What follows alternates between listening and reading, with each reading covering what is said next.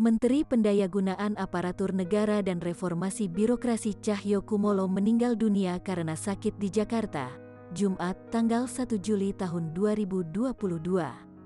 Hal tersebut dibenarkan oleh politisi PDIP Junimat Girsang. Ia menyatakan, Cahyo meninggal pada pukul 11.10 waktu Indonesia Barat di Rumah Sakit Abdi Waluyo. Anggota DPR RI fraksi PDIP Eriko Sotarduga menyebut jenazah Cahyokumolo akan dimakamkan di Taman Makam Pahlawan Kalibata, Jakarta Selatan. Rencananya, jenazah Cahyo dimakamkan nanti sore. Eriko mengatakan informasi tersebut dia peroleh dari keluarga Cahyokumolo.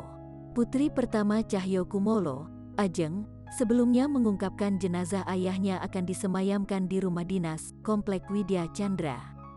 Setelah itu, Ajeng mengatakan jenazah Cahyo akan disolatkan di masjid di Kemenpan RB.